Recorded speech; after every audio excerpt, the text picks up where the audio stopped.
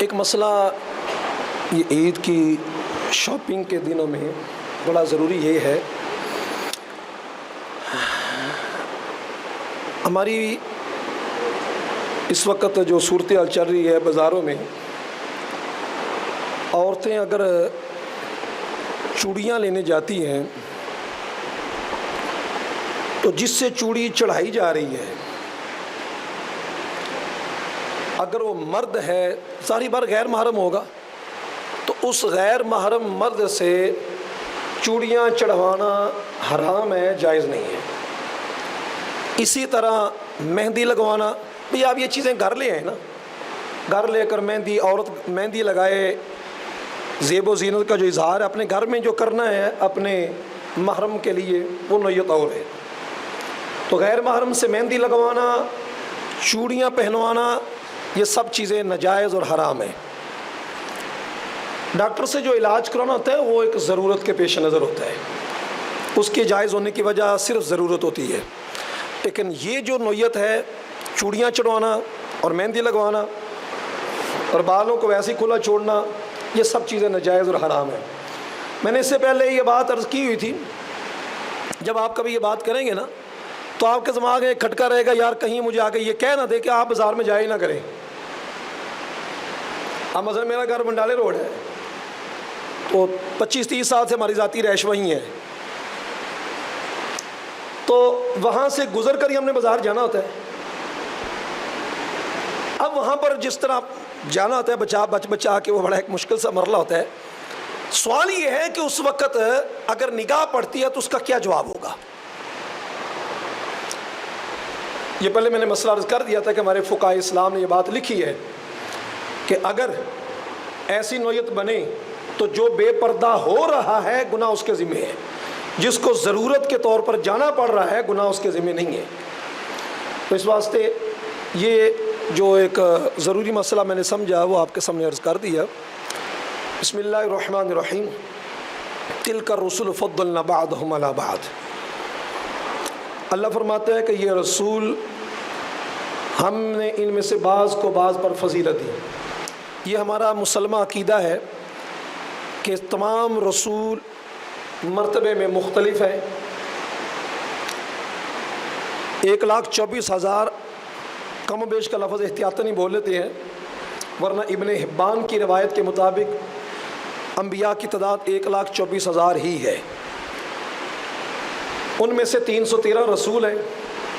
313 رسولوں میں مختلف روایت 5، 4 یا 12 اولو العزم رسول ہیں۔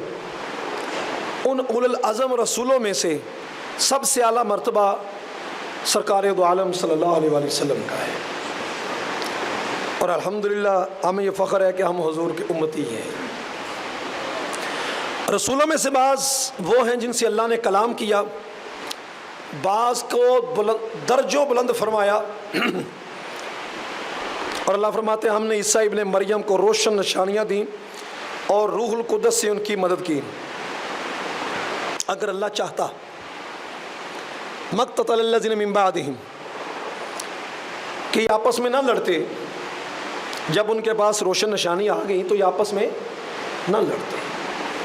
یہ ایک مسئلہ تقدیر ہے، یار سارے اکٹھے ہی ہو جاتے، یا اگر اللہ چاہتا تو سب کو ہدایت دے دیتا۔ اللہ نے فرمایا ہوا بھی ہے لو شاء اللہ لہداکم، اگر اللہ چاہتا تو اللہ تم سب کو ہدایت دے دیتا۔ پھر اللہ پاک نے تم پر معاملات کو چھوڑا ہوا ہے، تمہیں پیدا کر کے تمہیں اختیارات دے دیے۔ اللہ جانتا ہے اپنے علم ازلی سے۔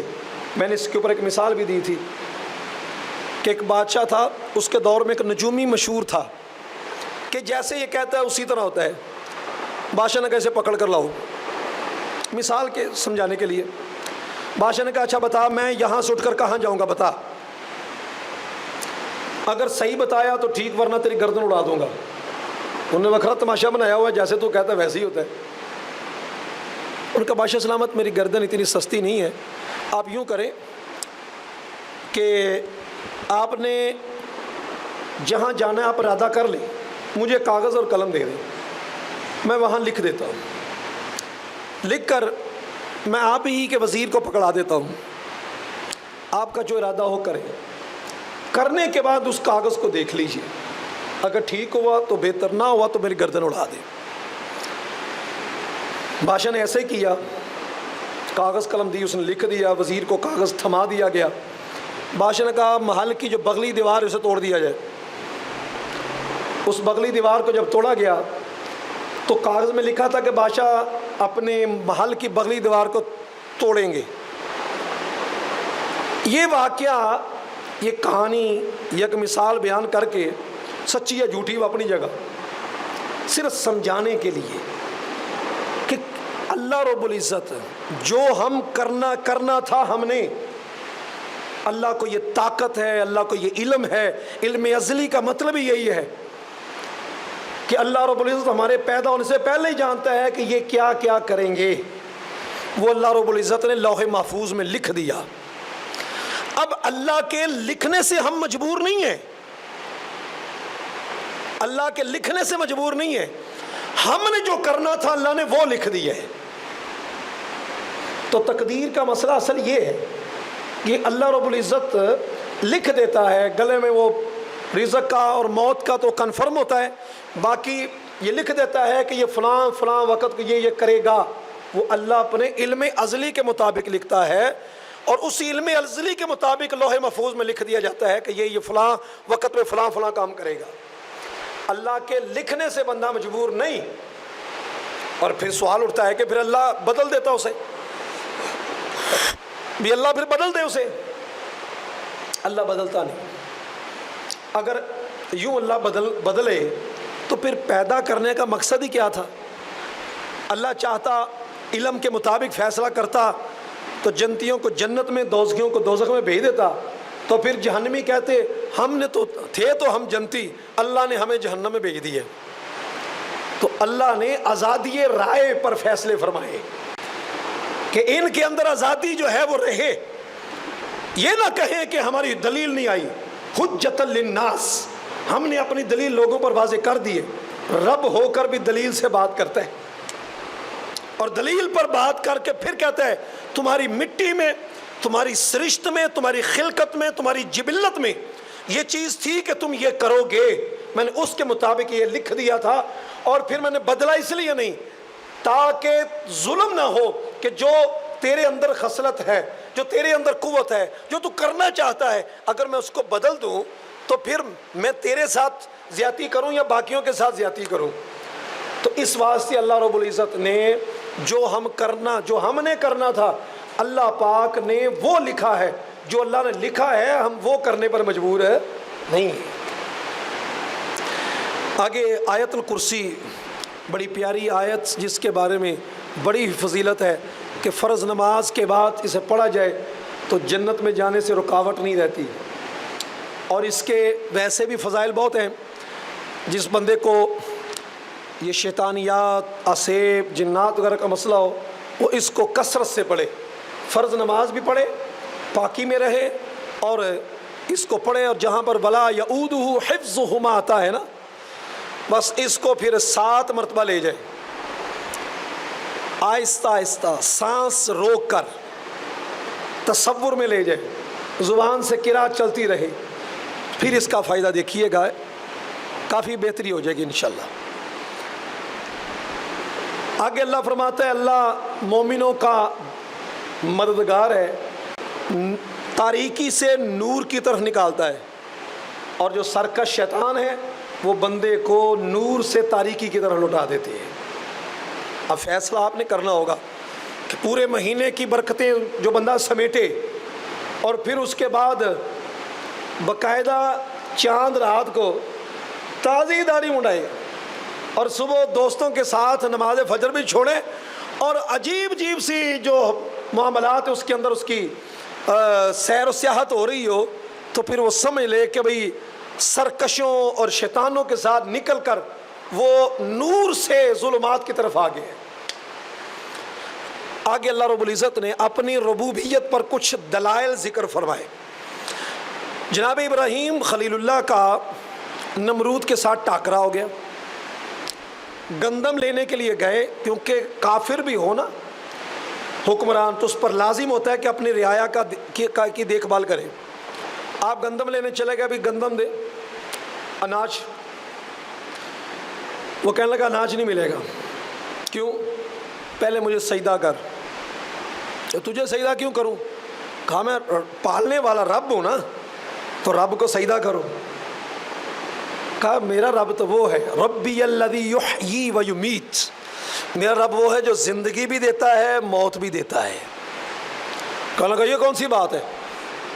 ایک آزاد بندہ, اسے پکڑ کر سزائے موت دے دی, جسے سزائے موت کا حکم تھا اسے آزاد کر دیا. کہا دیکھو انا احیی و امید, میں بھی زندگی دیتا ہوں موت دیتا ہوں. تمہارا بڑے بیوقوف ہے. فوراً دلیل کو پلٹا, اور پلٹ کر آپ نے فرمایا میرا رب وہ ہے جو سورج کو مشرق سے لاتا ہے. اگر تو رب ہے نا, فاتی بہا من المغرب, سورج کو مغرب سے لے کر آ. فبہت الذی کفر, کافر ہکا بکا رہ گیا, مبہوت ہو گیا. یہ مبہوت ہونے کا جو لفظ بولا ہے نا, اس کا مطلب یہ ہے, مفسرین لکھتے ہیں کہ وہ یہ بھی کہہ سکتا تھا کہ مشرق سے تو میں لے کر آتا ہوں, تو اپنے رب کو کہے وہ مغرب سے لے آئے. لیکن نہیں, رب نے اس کی ماتی مار دی. فبہت الذی کفر, کافر مبہوت ہو کر رہ گیا. اس مقام پر ہمارے اساتذہ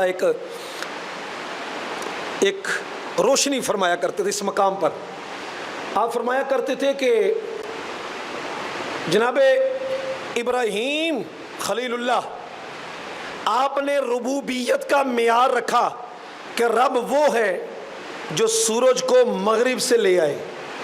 رب وہ ہے جو سورج کو مغرب سے آئے. ہائے ہائے ہائے.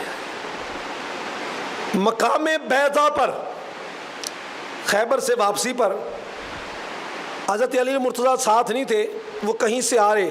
نبی اکرم صلی اللہ علیہ وآلہ وسلم نے, آپ نے فرمایا علی بیٹھو. حضور نے عصر کی نماز ادا کر لی تھی.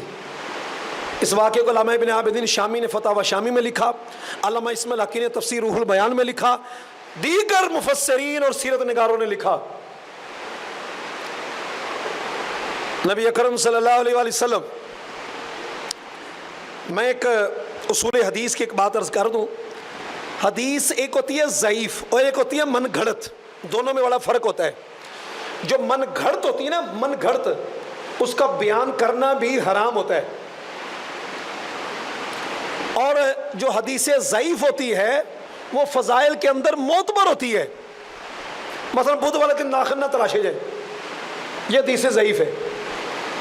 لیکن اگر اس پر یہ کہا جائے کہ بدھ والے دن ناخن جی ضرور ترشوانے ہیں, علامہ ابن الحاج المدخل, صاحب المدخل, انہوں نے کہا حدیث ضعیف ہے, ناخن جان بوجھ کر کاٹ دیے. برس کی بیماری لگ گئی, اور بڑے حضوری والے تھے. سرکار دو عالم صلی اللہ علیہ وسلم کی جب زیارت نصیب ہوئی تو آپ نے عرض کی یا رسول اللہ, برس کی بیماری آ گئی ہے. فرمایا بدھ کو ناخن کیوں کاٹے تھے؟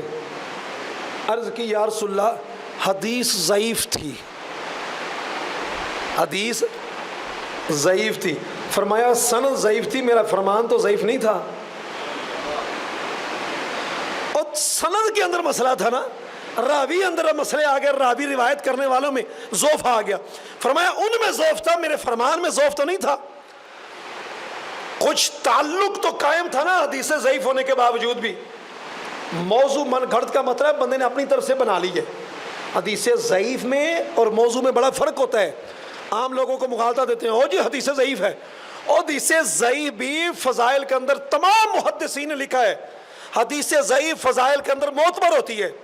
میں یہ ساری گفتگو اس لیے کر رہا ہوں کہیں یہ واقعہ بیان کر دیں اور کہنے جی حدیث ضعیف ہے, تو ان کو حدیث ضعیف بتا فضائل کے اندر معتبر ہے کہ نہیں؟ سارے محدثین لکھتے ہیں معتبر ہے. جب اتنی ربوبیت کا معیار سمجھ آیا کہ وہ تھا سورج کو مغرب سے نکالنے پر, حضرت علی مرتضیٰ آئے. مولا علی نے نماز نہیں پڑھی تھی. نبی اکرم صلی اللہ علیہ وسلم نے آکھا علی بیٹھو. آپ نے سر اقدس رکھا مولا علی کی گود میں. حضرت علی مرتضیٰ سورج کی طرف دیکھ رہے ہیں, اور ادھر رخ مصطفیٰ کو دیکھ رہے ہیں. سوچا کہ وہ تو غروب ہوگا پر نہ ڈوبے نہ ڈوبے ہمارا نبی، یہ تو کبھی نہ غروب ہوگا. حرکت نہ کی. ادب مصطفیٰ میں سورج غروب ہو گیا، آپ حرکت نہ کی، بیٹھے رہے. آنکھوں سے آنسو جھلک پڑے، حضور کے رخسار پر آنسو گرے. تھا علی کیا ہوا؟ حضور نماز عصر رہ گئی ہے. آقا کریم صلی اللہ علیہ وسلم نے ہاتھ اٹھا دی، اللہم ردد علیہ الشمس، میرے مولا علی پر سورج کو پلٹ دے، مغرب سے سورج نکال دے. فإنہ فی طاعتک و طاعت رسولک، مولا وہ تیری اطاعت میں تھا اور تیرے رسول کی فرما برداری میں تھا. اب بتائیں نماز پڑھنا اطاعت الہی ہے یا نماز چھوڑنا اطاعت الہی ہے؟ لیکن حضور کی اطاعت، حضور کی فرما برداری میں رہنا ہی، اطاعت مصطفیٰ میں رہنا ہی اطاعت الہی میں ہے، رہنا ہے. سورج پلٹا پھر. اچھا جب سورج پلٹا تو وہ کون سی نماز ہوگی؟ قضا ہوگی کہ ادا ہوگی؟ اگر قضا ہو تو پھر فائدہ ہی کیا رہا؟ اگر قضا ہو تو پھر فائدہ کیا رہا؟ اگلے دن پڑھ لیتے. سورج کو بیک کروایا. وقت میرے مصطفیٰ کو اللہ نے اختیار دے دیا ہے. وقت کو واپس کرنا، آگے لے جانا رب کریم نے اختیار دے دیا ہے. وقت واپس آیا، مولا علی نے نماز عصر ادا فرمائی. اس سے آگے اللہ رب العزت، یہ ربوبیت پر دلیل. اب سوال اٹھتا ہے کہ کیا پھر حضور کو رب کہے؟ نبی اکرم صلی اللہ علیہ وسلم نا مجھے رب نہیں کہنا، انما انا بشر مثلکم. یہ اس مقام پر بات آتی ہے، میں رب نہیں ہوں، میں تمہاری طرح انسان ہوں. حضور نے انسان ہونے کے اعتبار سے یہ بات فرمائی کہ کہیں مجھے رب نہ سمجھ لینا، تب یہ بات فرمائی. جب نشانیاں ربوبیت کی سمجھ آ رہی ہیں، کنکریاں بول رہی ہیں، پتھر سلام کر رہے ہیں. جب مردوں کو زندہ زندگی ملے تو وہ وہی مردہ ہوتا ہے جس میں کسی وقت روح تھی.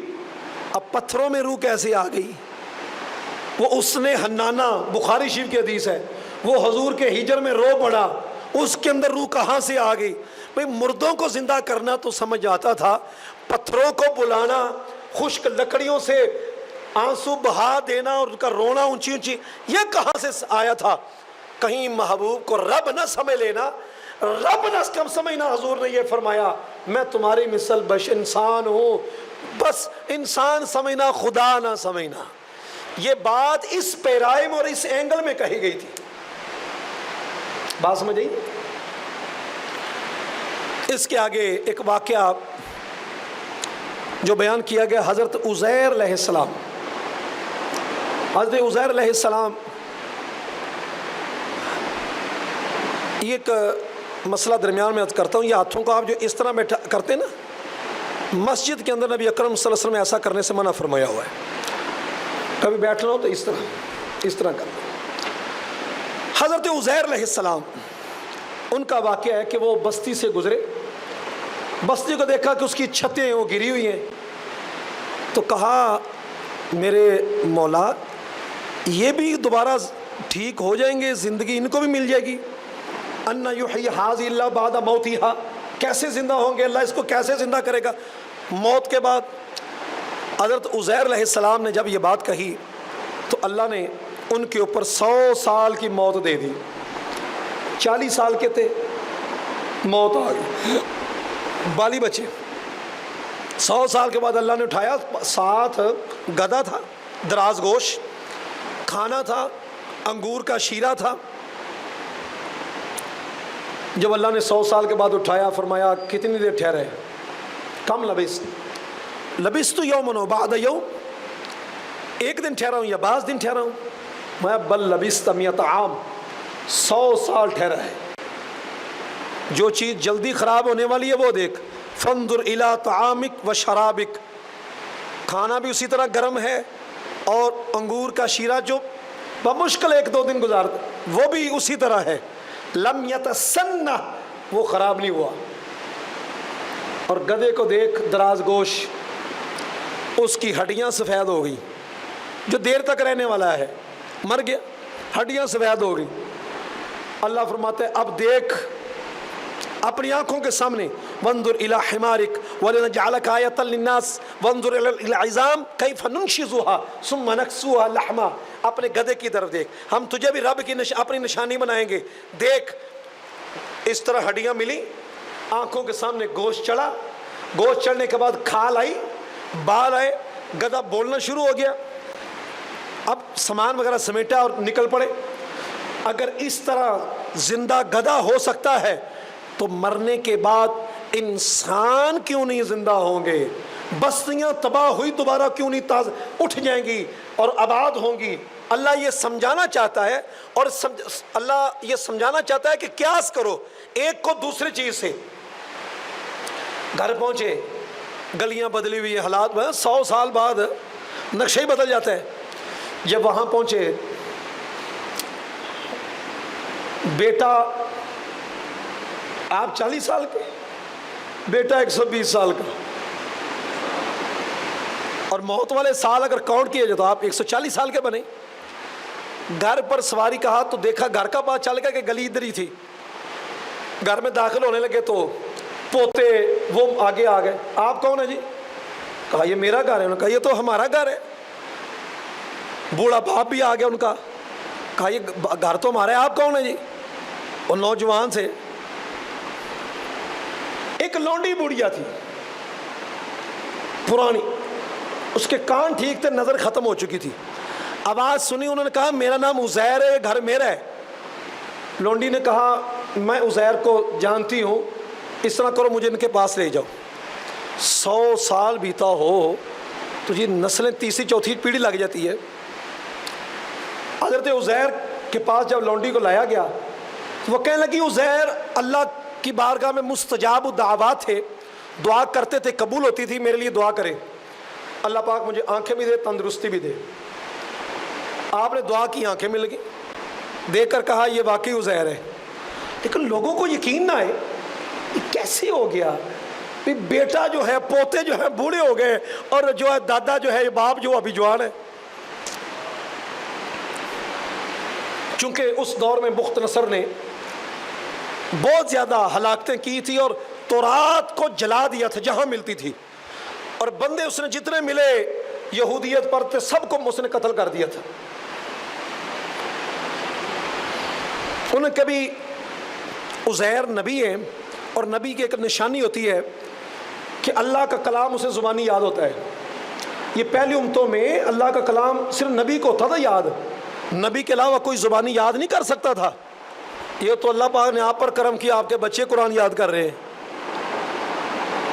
حضرت عزیر علیہ السلام، آپ نے کہا سنو مجھ سے، تو رات زبانی سنانی شروع کر دی، بندے لکھنے بیٹھ گئے، آپ پڑھتے رہے، وہ لکھتے رہے، 2 4 5 10 دن جتنے لگے، تو رات لکھی گئی، تسلی ہوگی بھی لکھی جا چکی ہے۔ ایک بندہ کہتا ہے مجھے یاد آیا کہ میرے باپ نے مجھے بتایا تھا کہ ان کے باپ نے جب بخت نصر نے یہ ہلاکتیں شروع کی تھی تو فلانے درخت کے نیچے جڑ میں انہوں نے وہاں پر ایک تورات کا نسخہ رکھا ہوا ہے۔ گئے وہاں پر سبھی، وہاں سے کھودا، تورات نکالی، باکس کھولا، تورات نکال کے جب موازنہ کیا تو ایک حرف بحرف اسی طرح تھی۔ یقین ہو گیا کہ عزیر یہی ہے۔ اللہ پاک نے فرمایا اسی طرح ہم اپنی نشانی کو پورا کرتے ہیں۔ پھر حضرت ابراہیم علیہ السلام، آپ نے عرض کی مولا تو مردوں کو کیسے زندہ کرتا ہے؟ اللہ نے فرمایا اے ابراہیم تجھے ایمان نہیں ہے، یقین نہیں ہے؟ مولا ہے، پر یہ پوچھنا چاہتا ہوں کیسے زندہ کرتا ہے؟ ذرا آنکھوں سے دیکھ کر علم الیقین کے بعد عین الیقین بھی ہو جائے۔ اللہ نے فرمایا اس طرح کرو، 4 جانور لے لو، ان کو اپنے ساتھ جس طرح کہتے ہیں ہلا لو، مانوس کر لو۔ مرغ وہ لے لیا، مور لے لیا، کبوتر لے لیا، کوا لے لیا، 4 پرندے لے لیے، اور بھی روایت میں مشہور یہی ہے۔ لینے کے بعد ان کو مانوس کر لیا، پھر اللہ نے فرمایا ان کا جز جز کر دو، کیما کر دو، سریاں ان کے اپنے پاس رکھ لو۔ کیما کر دیا گیا، ایک کو دوسرے میں ملا دیا گیا، پھر 4 پہاڑ کے کناروں پر رکھ دیا گیا۔ پھر اللہ نے فرمایا ثم ادعوہن یأتینک سعیا، اے ابراہیم پھر ہر ایک کو بلانا، چونچ پکڑ لینا پھر بلانا، وہ تیرے پاس دوڑتے ہوئے آئیں گے۔ آپ نے مرغ کی چونچ پکڑی، آواز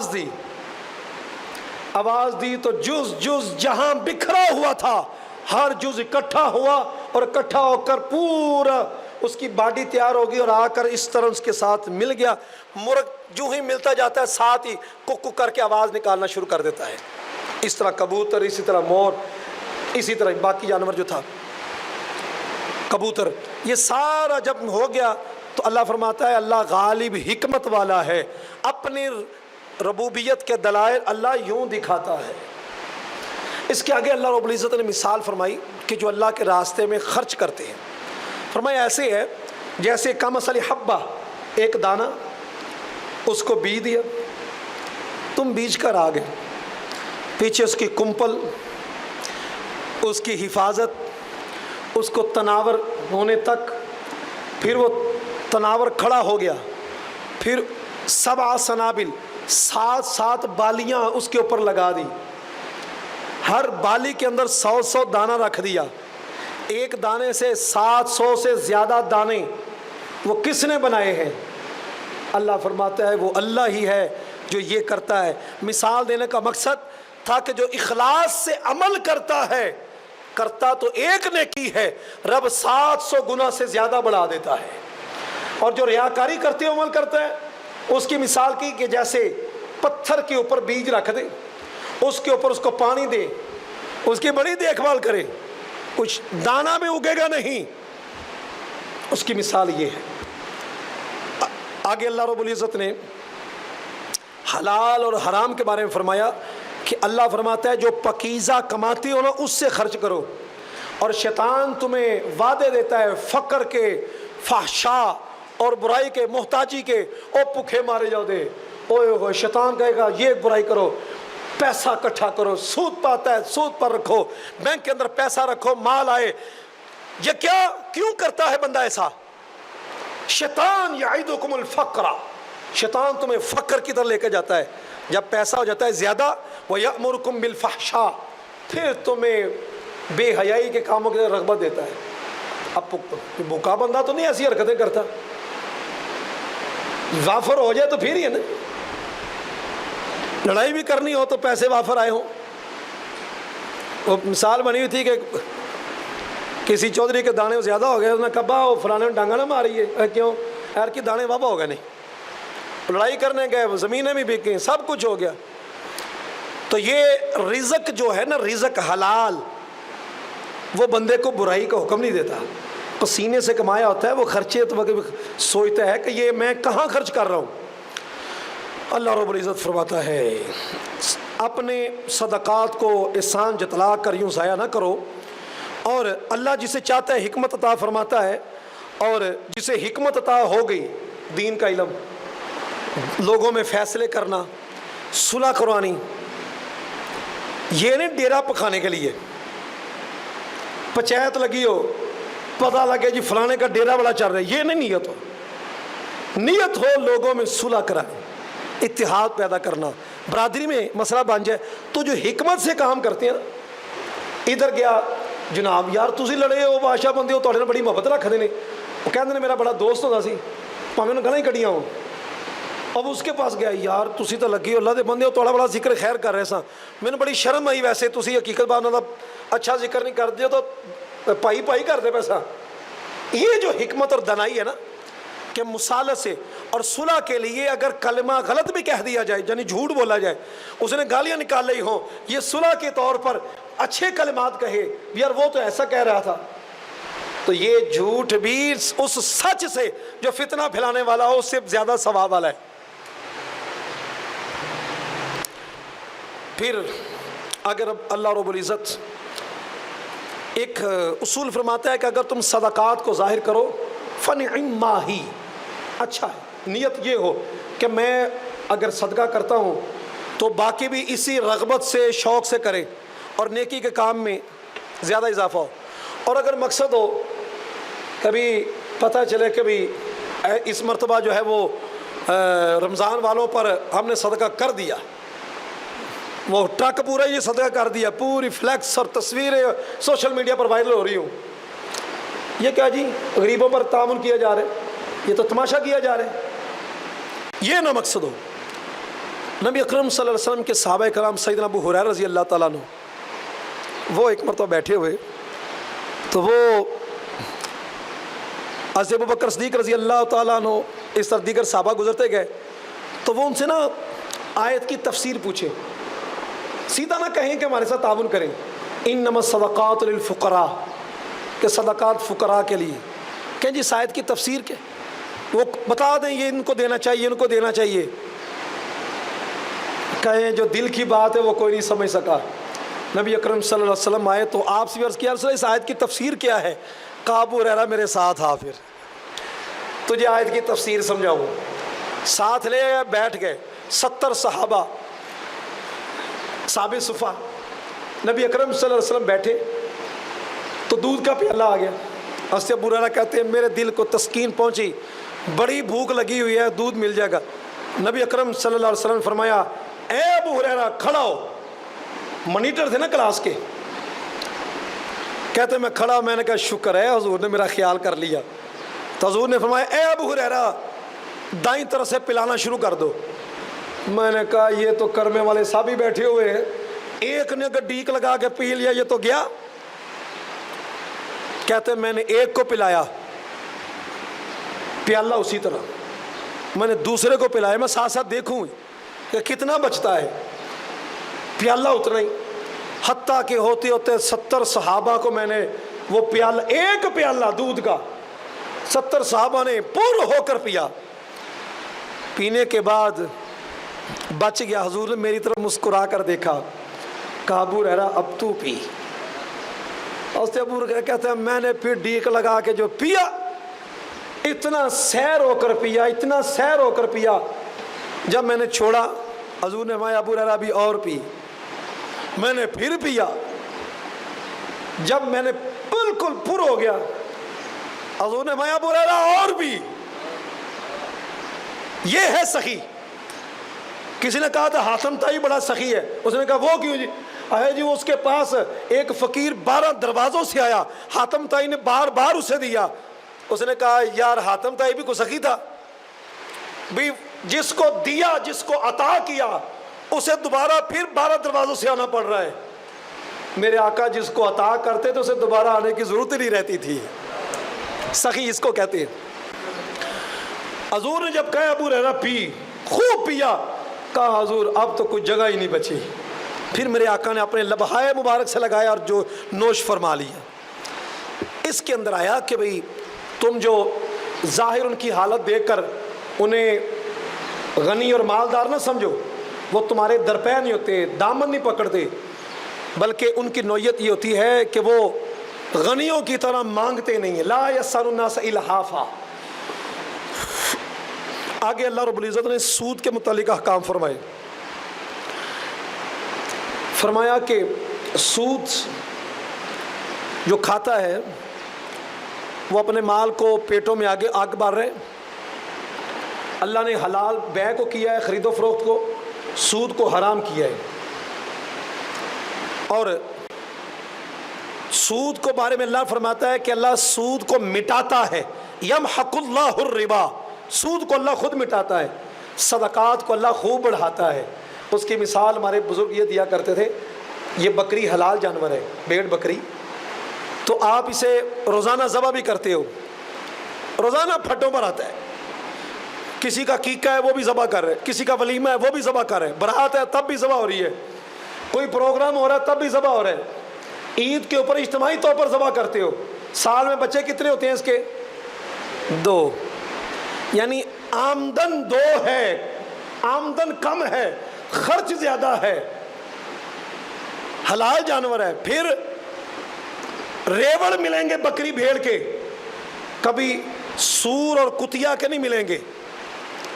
سوروں کے ریوڑ, کتیا کے ریوڑ. ہمارے اب کتا جو سال میں دو اس کی کتیا شفٹ لگا دیتی ہے اور درجنوں تک اس کے بچے بھی ہو جاتے ہیں, لیکن پھر بھی کبھی ریوڑ نہیں ملیں گے, بلکہ 5-6 کتے جہاں نظر آ جائیں وہیں پر جو ہوتا ہے وہی مارنے کا پروگرام بن جاتا ہے. تو برکت حلال میں اللہ نے رکھی ہے, حرام میں برکت نہیں ہوتی. ادھر سود لے لیا, ادھر رشوت لے لی, ادھر جوا کھیل لیا, ادھر کسی کا حق مار لیا, پروگرام ہو کہ میں بس بڑا کچھ کر رہا ہوں, ککھ بھی نہیں. بڑھاپے میں تجھے بیماریاں لگیں گی, اولاد تیری نافرمان ہوگی, بیوی کے ہاتھ تو تنگ ہوگا, سکون تجھے ملے گا نہیں, اور تو کہتا ہے نسلیں بعد ہوگی. نسلیں نہیں, نسلیں برباد ہوگی اس سے. تو اللہ حلال روزی میں برکت فرماتا ہے. جب یہ حرمت کا حکم آیا تو حضرت عباس, پہلے چونکہ جائز تھا سود, تو انہوں نے کہا جو میرا جو پہلے والا ہے وہ تو دے دو نا. تو اللہ کی طرف سے آ گیا نہیں, جو پہلے گزر گیا وہ معاف, ختم. اب یہی ہے کہ آج سے نئی سرے سے شروع کر دو, حلال سسٹم ہوگا اور حلال طریقے سے اپنی خرید و فروخت کو کیا جائے گا.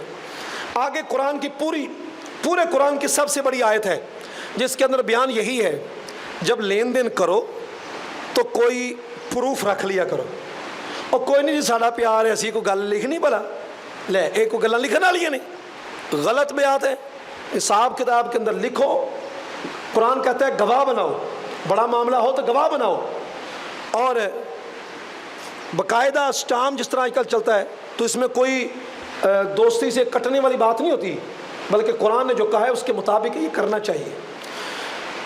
آگے سورہ بقرہ کی آخری آیات میں اللہ نے فرمایا کہ اللہ کسی جان کو اتنی ہی تکلیف دیتا ہے جس کی وہ طاقت رکھتا ہے. اور پھر کہا گیا کہ بھئی اے انسان تم یہی دعا کیا کرو, اے ہمارے رب ہم پر وہ بوجھ نہ ڈالنا جس کی ہم طاقت نہیں رکھتے. انسان کے لیے وہی ہے جو اس نے خود کمایا, اور اپنے ہاتھ جو اس نے غلط کیا اس کا وبال ہی اسی پر پڑتا ہے. اللہ ظلم نہیں کرتا. یہی دعا کرتے رہے, اے ہمارے رب اگر ہم بھول گئے یا خطا کر گئے ہماری پکڑ نہ فرمانا. اے ہمارے رب ہم پر ایسا بوجھ نہ لادنا جس کی ہم صلاحیت نہ رکھتے. اے ہمارے رب جس کی طاقت نہ رکھیں ہم پر وہ نہ ڈالنا. واعف عنا, معاف کر دینا. واغفر لنا, مولا ہماری بخشش کر دینا. ورحمنا, مولا رحم کرنا. انت مولانا, تو ہمارا آقا ہے, مولا ہے, پیدا کرنے والا ہے. فانصرنا علی القوم الکافرین, کافروں کی قوم پر میرے مولا ہمیں مدد دے. اور پھر اس کے آگے سورہ آل عمران ہے. اس کے شان نزول میں یہ آتا ہے کہ نجران کے عیسائی, ان کا یہ وفد تھا, تو 60 سواروں پر مشتمل تھے, 14 سردار تھے, اور 3 اس قوم کے بڑے اکابر اور مقتدا تھے. ایک عاقب جس کا نام عبد المسیح تھا, یہ شخص امیر قوم تھا, اور اس کی مرضی کے بغیر عیسائی کوئی کام ہی نہیں کرتے تھے. دوسرا اس کو کہتے ہیں سید, جس کا نام اہم تھا, مالیات کا افسر اعلیٰ تھا, سارا پیسہ اسی کے پاس اکٹھا ہوتا تھا. تیسرا ابو حارثہ بن علقمہ تھا, یہ شخص نصارہ کے تمام علماء اور پادریوں کا پپائے اعظم تھا, پیشوائے اعظم. سلاطین روم اس کے علم اور اس کی دینی عظمت کے لحاظ سے اس کا بڑا ادب و احترام کرتے تھے. قیمتی پوشاکیں پہنا کر بڑا احترام کرتے تھے. یہ لوگ بڑے شان و شوکت سے حضور کی بارگاہ میں آئے مناظرہ کرنے کے لیے. حضور سے مناظرہ کرنے آئے, مسجد پاک میں داخل ہے. مسجد نبوی میں نبی اکرم صلی اللہ علیہ وسلم اس وقت نماز اثر ادا فرما رہے تھے. ان لوگوں کے نماز کا وقت بھی آ گیا. حضور کے کہنے پر نہیں, ان اپنے طور پر نماز ادا کر لی. مشرق کی طرف متوجہ ہو کر نماز پڑھ لی انہوں نے, بیت المقدس طرف منہ کر کے. فارغ ہونے کے بعد نبی اکرم صلی اللہ علیہ وسلم نے گفتگو شروع کی. نبی اکرم صلی اللہ علیہ وسلم نے فرمایا تم اسلام لے آؤ. کہنے لگے ہم آپ سے پہلے اسلام لا چکے. نبی اکرم صلی اللہ علیہ وسلم نے فرمایا یہ غلط ہے، دعوے میں جھوٹے ہو. تمہیں اسلام سے تمہارا یہی دعویٰ روکتا ہے کہ اللہ کی اولاد ہے، عیسیٰ علیہ السلام کو اللہ کا بیٹا کہتے ہیں نا، اور تمہاری صلیب پرستی یہ تمہیں اسلام سے روکتی ہے، اور تمہارا خنزیر کھانا، عیسائیوں میں خنزیر کھانا جائز ہے، تمہیں یہ روکتا ہے. انہوں نے آگے صاحب مناظرہ شروع ہو گیا. انہوں نے کہا اگر عیسیٰ خدا کے بیٹے نہ ہوتے تو بتائیے ان کا باپ کون ہے؟ یہ عیسائیت ہے. سب کے سب بولنے لگے آج ہی بتائیں نا. نبی اکرم صلی اللہ علیہ وسلم نے فرمایا بات تو سنو، کیا تم نہیں جانتے کہ بیٹا باپ سے ضرور مشابہ ہے؟ حضور صلی اللہ علیہ وسلم نے فرمایا باپ اور بیٹے کی مشابہت ہوتی ہے؟ ہاں جی بالکل. انہوں نے اقرار کیا. اب نبی اکرم صلی اللہ علیہ وسلم بڑے کمال طریقے سے مناظرے پر چل رہے ہیں، اور یہ میں نے واقعہ عربی کے اندر جو واقعہ تھا وہ اس کو میں نے اپنے حاشیہ مناظر رشیدیہ جو ہے اس کے اندر بھی لکھا ہے کہ حضور کا مناظرہ. نبی اکرم صلی اللہ علیہ وسلم نے فرمایا کیا تم نہیں جانتے کہ ہمارا رب حی لا یموت ہے، ایسا زندہ ہے جسے موت نہیں، موت رب کے لیے محال ہے. انہوں نے کہا جی بالکل. آپ نے فرمایا تم تو صلیب کے قائل ہو، جس کا مطلب ہے کہ عیسیٰ کو موت آ گئی، اور ہم بھی قائل ہے کہ عیسیٰ کو موت آئے گی. تو رب تو حی لا یموت ہے، اسے تو موت آ نہیں سکتی. اور بیٹا مانو تو حی لا یموت ماننا پڑے گا، اور رب حی لا یموت ہے. باپ حی لا یموت ہو، بیٹے کو موت آئے، اس کا مطلب ہے باپ بیٹے میں مشابہت نہیں ہے. انہوں نے اقرار کیا بات تو اسی طرح ہی ہے. نبی اکرم صلی اللہ علیہ وسلم نے فرمایا کیا تم نہیں جانتے کہ ہمارا رب بندوں کا کارساز، ان کا حافظ حقیقی اور روزی دینے والا ہے؟ تو بالکل. حضور نبی اکرم صلی اللہ علیہ وسلم نے فرمایا کہ حضرت عیسیٰ بھی ایسے ہی ہیں، ہر بندے کا کام بنانے والے عیسیٰ علیہ السلام ہیں؟ کہنے لگے نہیں. تو فرمایا کیا تم نہیں جانتے کہ اللہ تعالیٰ آسمان و زمین کی، اللہ تعالیٰ پر کوئی چیز پوشیدہ نہیں ہے؟ اب ایک بڑی باریک بات تھی کہ اگر عیسیٰ علیہ السلام بھی ہر پوشیدہ کو جانتے ہوتے، ہر پوشیدہ کو، تو جو قتل کرنے کے لیے آئے تھے عیسیٰ علیہ السلام کو، آپ اس کی اطلاع پہلے دے دیتے. تو اللہ پاک نبیوں پر کسی چیز کو پوشیدہ رکھتا ہے، کسی کو ظاہر کرتا ہے، اللہ کے اختیار میں جتنا دیتا ہے جتنا رکھتا ہے. اقرار کیا انہوں نے. نبی اکرم صلی اللہ علیہ وسلم نے فرمایا حضرت عیسیٰ بغیر تعلیم الہی اس میں سے کچھ جانتے نہیں، رب کے علم دینے سے ہی جان سکتے ہیں. میرے آقا کے دلائل چیک کریں کیسے کمال کے دلائل. انہوں نے کہا بالکل ایسے ہی عیسیٰ بغیر اللہ کی اطلاع کے نہیں جان سکتے. نبی اکرم صلی اللہ علیہ وسلم نے فرمایا کیا تم نہیں جانتے کہ حضرت عیسیٰ شکم مادر میں رہے، بوجھ بن کر رہے، شکم مادر میں رہے، وقت گزارا، پیدا ہونے والوں کی طرح پیدا ہوئے؟ کہ بالکل ایسے ہی. بچوں کی طرح غذا ان کو دی گئی، کھاتے پیتے تھے؟ جی بالکل. عوارض بشری رکھتے تھے؟ کہا جی بالکل. سب نے قرار کیا. نبی اکرم صلی اللہ علیہ وسلم نے فرمایا جب ساری باتیں مخلوق والی ہیں، رب کے مشابہ کوئی نئی بات اس میں پائی جاتی، تو پھر وہ خدا اور معبود کیسے ہو گئے؟ جیسا کہ تمہارا گمان ہے. اس پر سارے چپ ہو گئے اور کوئی جواب نہ بن سکا. تو اس پر پھر سورہ آل عمران کی آیات بینات اتری، جس میں اللہ رب العزت فرماتا ہے وہی ذات ہے جو ماؤں کے رحموں میں تمہاری صورتیں بناتی ہے جیسے رب چاہے. پھر اسی میں فرمایا گیا کہ کچھ آیتیں واضح ہیں جن کے احکام سمجھ آتے ہیں، کچھ آیتیں محکم ہیں وہ، اور جو آیتیں متشابہات ہیں علم والے لوگ اس میں نہیں پڑھتے. متشابہ آیت کو کہتے ہیں اس کا علم اللہ کے پاس ہی ہے. پھر اللہ رب العزت فرماتا ہے کہ جو نیکوکار ہیں ان کے لیے یہ جو لوگوں کے لیے خواہشات کی محبت رکھی گئی، بیویوں سے، بیٹوں سے، مالوں سے، وہ ان سے مزین ہوتے ضرور ہیں لیکن اس میں ڈوبتے نہیں ہیں۔ جو ان سے بچا رہا اور اپنے رب کو یاد کرتا رہا، ان کے لیے اس دنیا کی زندگی میں بھی کامیابی ہے، آخرت میں بھی کامیابی ہے۔ آگے اللہ رب العزت فرماتا ہے کہ وہ لوگ جو کہتے ہیں ہمارا رب، اے ہمارے رب ہم ایمان لے آئے، ہمارے گناہوں کو معاف کر دے، ہمیں جہنم کے عذاب سے بچا دے، اور وہ لوگ جو صبر کرنے والے اور نماز ادا کرنے والے، دعائیں کرنے والے، اللہ پاک انہی کو کامیاب فرماتا ہے۔ پھر اللہ رب العزت نے کہا یہ یہودی ان کی بات کرتے اور یہ عیسائی، ان لوگوں نے کیا کیا؟ دین کی تبلیغ کرنے کے لیے انبیاء ان کو شہید کیا، وَيَقْتُلُونَ النَّبِيِّينَ بِغَيْرِ حق، نبیوں کو نہ حق انہوں نے قتل کیا، شہید کیا، اور نبیوں کے بعد جو اولیاء اور علماء تھے انہوں نے پیغام دیا تو ان کو قتل کر دیا، ان کو بھی شہید کر دیا۔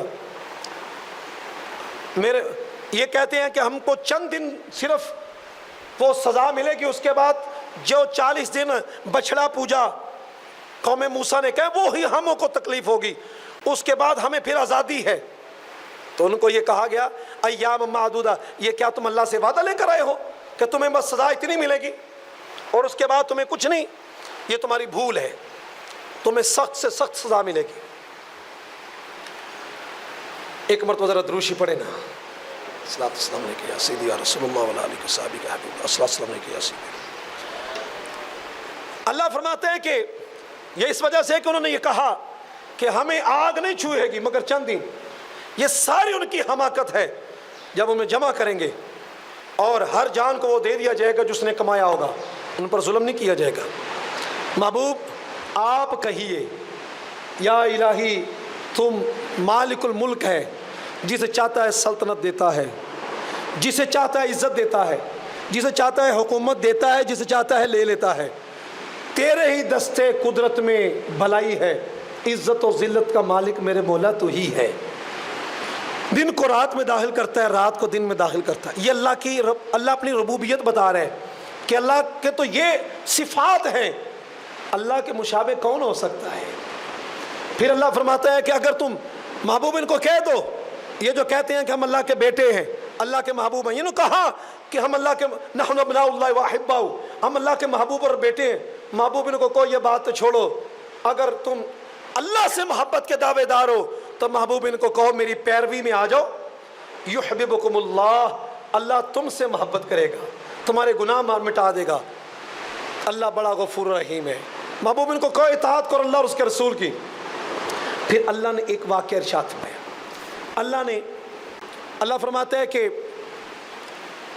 حضرت عمران کی بیوی نے منت مانی کہ میرے مولا اگر تو نے مجھے بیٹا دیا تو میں اسے بیت المقدس کے لیے وقف کر دوں۔ حضرت عیسیٰ علیہ السلام کے نانا جان، ان کا نام عمران تھا،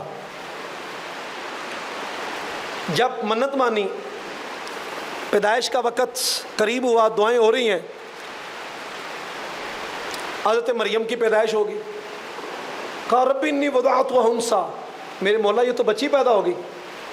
اللہ فرماتا ہے جو اس نے جنم دیا اللہ زیادہ جانتا ہے، ولیس الذکر کالانثی، یہ جو تم لڑکا مانگتے تھی یہ اس لڑکی کی طرح نہیں ہے، یہ لڑکی ہزاروں سے بہتر ہے۔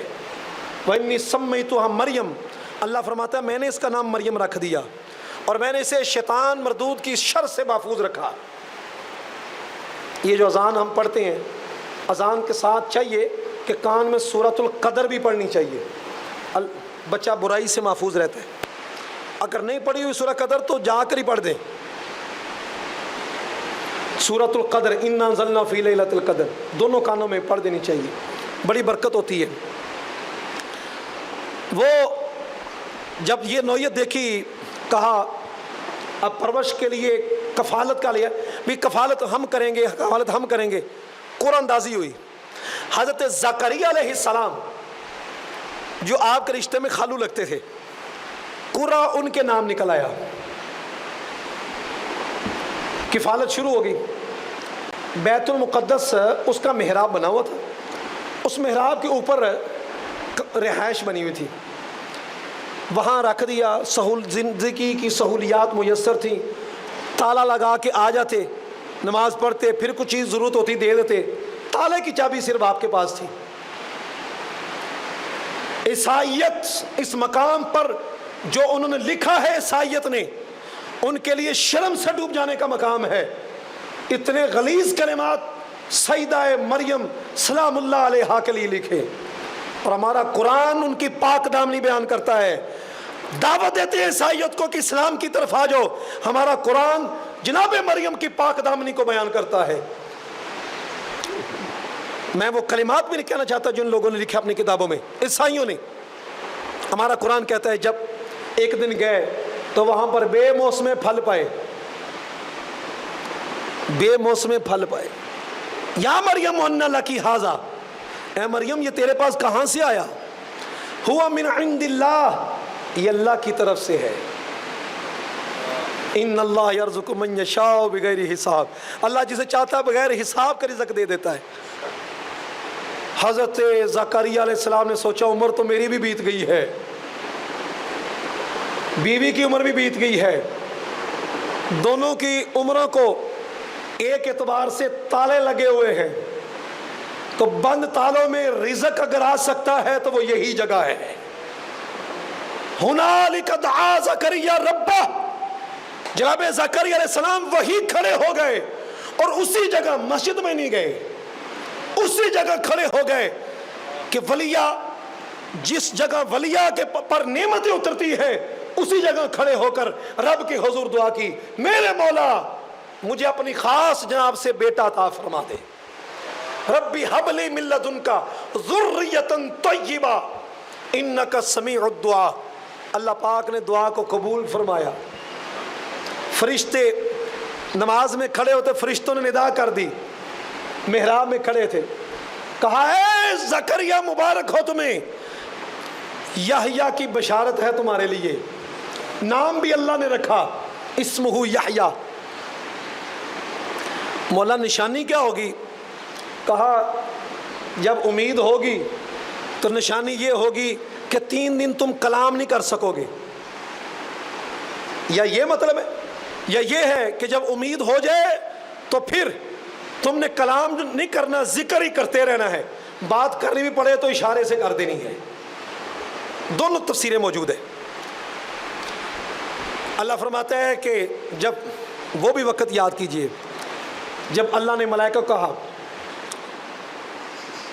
یا مریم، اے مریم اللہ نے تجھے چن لیا ہے، تجھے خوب پاک کیا ہے، جہان والی بیویوں پر تجھے فضیلت دے دی ہے. اے مریم اب اپنے رب کے لیے عاجزی کر، کھڑی ہو کر قیام کر، سجدہ کر، رکوع کر، رکوع کرنے والوں کے ساتھ. اس سے مطلب ہے کہ آپ حجرے میں تھی نا، حجرے میں عورت مسجد کے ساتھ حجرہ ہو تو وہاں رکوع کرنے والوں کے ساتھ رکوع کر سکتی ہے. یعنی عورت جو ہے وہ مسجد کے ساتھ حجرہ ہو تو وہاں نماز ادا کر سکتی ہے. اس آیت سے یہ بھی ثبوت ملتا ہے. اللہ فرماتا ہے یہ غیب کی خبریں ہیں محبوب، ہم آپ کی طرف وحی کر رہے ہیں، اور آپ اس وقت موجود نہیں تھے. ظاہری طور پر یہ ساری باتیں رب آپ کو بتا رہا ہے تاکہ لوگوں کو یقین ہو جائے جو پہلوں کی خبریں دے رہا ہے وہ نبی برحق ہے. جناب مریم آپ کو فرشتوں نے کہا بھی تجھے بیٹا ہوگا، جناب جبریل امین آئے، پھونک لگائی، پہلے تو ڈری آپ، کہا گھبرائیے نہیں، میں اللہ کا نمائندہ آیا ہوں بیٹا دینے کے لیے. لِأَهَبَ لَكِ غُلَامًا زَكِيًّا، کہا کیسے ہوگا، مجھے تو کسی بشر نے چھوا نہیں. کہا یہ رب کی کرم نوازی ہے، رب کی کرم نوازی ہے. رب جسے چاہے وہ عطا کرتا ہے جیسے چاہے. اللہ فرماتا ہے وجیہن فی الدنیا، عیسیٰ علیہ السلام عطا ہوئے، بچپن میں ان کو عزت دی گئی، دنیا کے اندر بھی آخرت کے اندر بھی. اللہ کے قریبیوں میں سے ہوئے، بچپن میں تھے. آئے پیچھے سے بنی اسرائیل والے آ کر کہنے لگے یہ تو نے کیا کیا، نہ تیری ماں ایسی نہ تیرا باپ ایسا تھا. عیسیٰ علیہ السلام 3 دن کے ماں کی گود میں ہی ٹیک لے کر اٹھتے ہیں اور انگلی سے اشارہ کرتے ہیں اے لوگو ٹھہرو، میری ماں پر تہمت نہ دو، انی عبداللہ آتانی الکتاب وجعلنی نبیا، میں اللہ کا بندہ ہوں، اللہ نے مجھے کتاب کا علم دے دیا اور مجھے اپنا نبی بنا دیا، برکت والا بنایا جہاں بھی میں ہوں، نماز و زکوٰۃ کا حکم دیا مجھے۔ اللہ فرماتا ہے کہ ہم نے عیسیٰ کو یہ طاقت دے دی کہ وہ پرندے جیسی شکل بناتے کہایات الطیر، پھر اس میں آپ کہتے فانفخ فیہا، میں اس میں پھونکتا ہوں، وہ پرندہ بن کے اڑنا شروع ہو جاتا اللہ کے حکم سے۔ مادرزاد کو کوڑا آتا، اندھا آتا، آپ اسے ہاتھ پھیرتے تندرست ہو جاتا۔ محیی الموتیٰ باذن اللہ، مردوں کو زندہ کرتے، قبر پر جا کر کھڑے ہو جاتے، لوگوں کو اکٹھا کرتے، وہاں پر کہتے قم باذن اللہ۔ ویسے وظیفہ بھی ذکر کیا گیا ہے، یا حی یا قیوم برحمتک استغیث بھی ہے، یا حی یا قیوم کا لفظ بول کے کہتے قم باذن اللہ، تو وہ مردہ کھڑا ہو جاتا۔ اور پھر اللہ فرماتا ہے، عیسیٰ علیہ السلام کہتے وَأُنَبِّئُكُم بِمَا تَأْكُلُونَ وَمَا تَدَّخِرُونَ فِي بِيُوتِكُم، جو تم کھا کر آتے ہو وہ بھی بتاتا ہوں، جو گھروں میں رکھ کر سٹور کر کے آتے ہو وہ بھی بتاتا ہوں۔ ساری چیزیں اللہ ذکر کرنے کے بعد فرماتا ہے کہ عیسیٰ علیہ السلام بغیر باپ کے اتنی کرامتوں والے آئے۔ فَلَمَّا أَحَسَّ عیسیٰ، جب عیسیٰ علیہ السلام نے لوگوں سے کفر محسوس کیا تو آپ نے کہا کون ہے میرا مددگار دین کی طرف، تو جو آپ کے خاص سواری تھے وہ انہوں نے مدد کی۔ عیسیٰ علیہ السلام، اللہ فرماتا ہے جب اللہ نے فرمایا عیسیٰ انی متوفیکا، میں تجھے اپنی نعمت تجھ پر پوری کروں گا۔ متوفی کا معنی ہے اپنی نعمت پوری کرنا۔ یہاں سے مرزئی اور عیسائی دونوں یہ کہتے ہیں متوفی کا معنی ہے فوت کرنا، کیونکہ مرزئیوں کا عقیدہ بھی یہ ہے کہ عیسیٰ علیہ السلام فوت ہو گئے، اور عیسائیوں کا عقیدہ بھی یہ ہے کہ عیسیٰ علیہ السلام کو سولی دی گئی ہے۔ مرزئی کہتے ہیں فوت ہو گئے اور عیسائی کہتے ہیں کہ آپ کو سولی دی گئی، دونوں ہی غلط ہے۔ متوفی کا یہاں پر معنی پورا کرنا ہے، باقاعدہ آگے لفظ آ رہا ہے وَوُفِّيَتْ كُلُّ نَفْسٍ مَا كَسَبَتْ وَهُمْ لَا يُظْلَمُونَ، پیچھے بھی گزرا ہے آگے بھی کہ بھی اللہ وفا کا معنی ہے پورا کرنا، اور یہاں پر اپنے لغوی معنی میں ہے کہ اللہ اپنی نعمت پوری کرتا ہے، اور اللہ فرماتا ہے ہم نے تم پر اپنی نعمت کو پوری کریں گے، اور وَرَافِعُكَ إِلَيَّ، اور تجھے اللہ نے اپنی طرف اٹھایا اور تجھے خوب پاک کیا۔ یہ ساری باتیں عیسیٰ علیہ السلام قرب قیامت تشریف لائیں گے۔ امام مہدی کا ظہور ہو چکا ہوگا، دمشق کی جامع مسجد دمشق کے فجر کی اذان کے وقت سنتے ادا کی جا رہی ہوں گی، آپ مینارے سے اتر کر تشریف لائیں گے، امام مہدی آپ کو پہچان لیں گے، صف اول میں دونوں کٹھے بیٹھے ہوں گے، سنت فجر ادا ہو چکی ہوگی، فجر کی سنت ادا کرنے کے بعد مکبر تکبیر کہے گا، اقامت ہوگی، عیسیٰ علیہ السلام امام مہدی کو کہیں گے آگے ہوں، امام مہدی آپ کو کہیں گے آگے ہوں، جماعت آپ کو رہیں۔ عیسیٰ علیہ السلام کہیں گے بھائی جن کے لیے اقامت کہی جاتی ہے جماعت بھی وہی کرواتے ہیں۔ پھر امام مہدی آگے بڑھیں گے، حضور کی آل میں سے ایک امام وہ آگے بڑھے گا اور عیسیٰ علیہ السلام ان کی اقتداء میں مقتدی بن کر نماز ادا کریں گے۔ یہ سارا واقعہ ذکر کرنے کے بعد اب جواب دیا وہ جو عیسائی پادری آئے تھے نا، اللہ فرماتا ہے ان مثل عیسیٰ عند اللہ کمثل آدم، عیسیٰ علیہ السلام بغیر باپ کے ہوئے، پریشانی ہوگی تمہیں، ماں تو ہے نا، آدم علیہ السلام کا نہ ماں ہے نہ باپ ہے۔ آدم علیہ السلام ان کی ماں باپ کون تھے جن سے وہ پیدا ہوئے؟ اگر اللہ بغیر ماں باپ کے پیدا کر سکتا ہے تو بغیر باپ کے بھی پیدا کر سکتا ہے، بغیر ماں کے بھی پیدا کر سکتا ہے۔ اگر وہ پہاڑی سے اونٹنی صالح علیہ السلام کی پیدا کر سکتا ہے تو یہ کون سی بعید بات ہے؟ آگے اللہ رب العزت نے فرمایا یہی وہ لوگ ہیں جو آپس میں جھگڑتے ہیں، دلیل ان کے پاس ہوتی نہیں، اور دلیل ہو تو جھگڑتے اچھا لگتے ہو، تمہارے پاس اس مسئلے میں دلیل بھی نہیں، پھر وہ کہتے ہیں کہ ہم ابراہیم کے زیادہ قریبی ہیں، تو اللہ فرماتے ہیں نہیں، ان اولناس ابراہیم للذین اتبعوہ، ابراہیم کے قریب زیادہ قریب وہ ہیں جنہوں نے پیروی کی ابراہیم کی، اور یہ نبی قریب ہیں، ایمان والے قریب ہیں۔ اللہ فرماتے ہیں کہ بھئی یہودیوں کے کچھ گروہ ہیں، حق کو باطل کے ساتھ ملاتے رہتے ہیں. ان میں سے کچھ وہ ہیں کہ جن کو امانت دو ڈھیروں ڈھیر دے دو، حضرت عبداللہ بن سلام جیسے جو بعد میں ایمان لے، تو تم چھوڑ کر چلے جاؤ، واپس آؤ، تمہیں امانت میں خیانت نہیں نظر آئے گی. اور بعض یہودی ایسے ہیں کہ ان کو تم امانت دو 1 دینار کی، تھوڑی دیر اوپر کھڑے کھڑے مکر جائیں گے. الا ما دمت علیہ قائما. وجہ کیا؟ انہوں نے جو رب سے دین سے روگردانی کی تو ان کی یہ ساری معیشت کے اندر کرپشن ہونی شروع ہو گئی. دین سے دوری ہوتی ہے تو معاملات میں دنیا میں کرپشن ہوتی ہے. سو دین سے وابستگی قائم ہو جائے، دینداروں سے وابستگی قائم ہو جائے تو جتنا بھی یہ نظام احتساب ہے یہ مضبوط ہوتا جائے گا. اللہ فرماتا ہے بے شک وہ لوگ جو اللہ کے وعدوں کے بدلے گھٹیا قیمتیں خریدتے ہیں. یہ کرتے کیا؟ یہودی حضور کی نشانیاں، حضور پر ایمان لانے کی جو باتیں ہوتی وہ آیتیں بیچ دیتے، چھپا دیتے اور اس کے بدلے گھٹیا دنیا کی قیمت لے لیتے اور پھر کہتے کہ بھئی ہم تمہیں اللہ کے قریب کرتے ہیں، پاس سے آیتیں بنا کر اور کہتے کہ یہ اللہ کی طرف سے ہیں. اللہ فرماتے ہیں ایسا نہیں. اور پھر وہ کہتے ہیں جناب بڑے ایسے کرتے آ رہے ہیں. کہا نہیں، ایسے بڑے کرتے نہیں آ رہے، بلکہ حق یہ ہے کہ کوئی بھی ایسا نہیں ہے کہ اللہ کی طرف بلائے اور پھر کہے ربانیین تم ہو جاؤ اللہ. وہ تو اللہ والے کہے گا، یہ نہیں کہے گا کہ تم میرے ہو جاؤ. وہ ربانیین کہے گا کہ اللہ والے ہو جاؤ. اور اس کے آگے سورہ آل عمران کی وہ آیہ کریمہ جس میں عالم بالا میں اللہ نے نبیوں کی روحوں کو اکٹھا فرمایا اور فرمایا جب میں تمہیں کتاب اور حکمت دے دوں پھر تمہارے پاس رسول آ جائے جو تصدیق کرنے والا ہو تو تم نے ضرور اس پر ایمان لانا ہے، مدد کرنی ہے. صاحب نے اقرار کیا، کہا جی اقرار ہو گیا. حالانکہ اللہ کو پتہ ہے کہ میرا نبی آخری ہے، اس کے بعد کوئی نبی. پھر بھی اللہ کہہ رہے ہیں ایمان بھی لانا ہے، مدد بھی کرنی ہے. پھر یہ وعدہ یوں پورا ہوا، ہر نبی کہتا ہے بھی میرے بعد نبی آئے گا جن کا نام احمد ہوگا، جن کا نام محمد ہوگا. اللہ کو پسند ہے کہ میرے نبی کا ذکر سارے نبی کریں. ذکر نبی دا کر دیا رہنا چنگا لگ دے یہ سارے. اور پھر آقا کریم صلی اللہ علیہ وسلم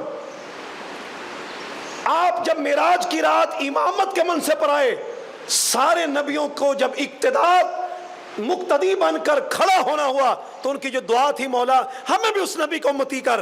اور ایمان لانے کے بعد سارے حضور کے امتی ہو گئے، حضور کے مقتدی بھی بنے اور امتی بھی بن گئے. پھر اللہ رب العزت نے آقا کریم صلی اللہ علیہ وسلم کے حوالے سے فرمایا کہ اچھا تم گواہ ہو جاؤ، آپس میں گواہ ہو جاؤ. گواہ ہو گئے. فاشہدوا، گواہ ہو جاؤ. وَأَنَا مَعَكُم مِّنَ الشَّاهِدِينَ. دیکھو یار ہے رب، اور رب کہتا ہے میں بھی تمہارے ساتھ گواہوں میں سے ہوں. رب کو ہے بلا گواہی. گواہ وہ بنے جس کو پھر کسی اور کے سامنے گواہی دینی پڑے. تو رب کس کے سامنے گواہی دے گا؟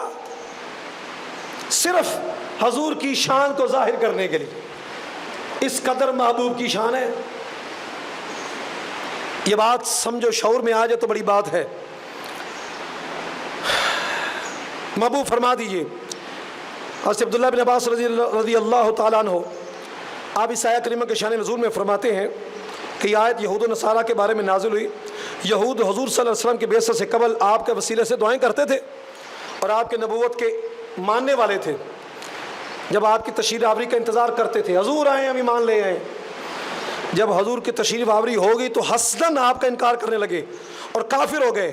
تو معنی یہ ہے کہ اللہ تعالیٰ ایسی قوم کو کیسے توفیق دے ایمان کی جو جان پہچان کر منکر ہوگی. یہ تفسیر خازن کے اندر یہ شان نزول موجود ہے کہ وَمَن يَبْتَغِ غَيْرَ الْإِسْلَامِ دِينًا اور كَيْفَ يَهْدِ اللَّهُ قَوْمًا كَفَرُوا بَعْدَ إِيمَانِهِمْ. اللہ کسی قوم کو کیسے ہدایت دے جو ایمان لانے کے بعد بھی کافر ہو جائے. ایمان لانے کے بعد یعنی حضور کی پہچان ایمان سے تعبیر کی گئی. اللہ اکبر، بڑی کمال کی بات ہے جی. بعد ایمانہم، شان نزول میں یہ بات میں نے جو لکھی آپ لکھی بتائیے، آپ کو توجہ ہے بات پر؟ بڑی کمال کی بات ہے یہ.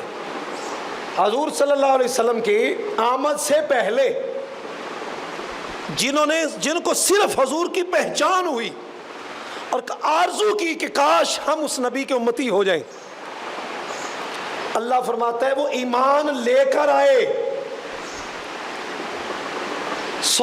حضور صلی اللہ علیہ وسلم کی بعثت سے قبل جنہوں نے شرک نہ کیا ہو، حضور کو جنہوں نے جاننا مانا یا صرف اللہ وحدہ لا شریک کو مانا، وہ سارے کے سارے مومن تھے۔ حضور صلی اللہ علیہ وسلم کے والدین کریمین بھی اسی میں ہیں۔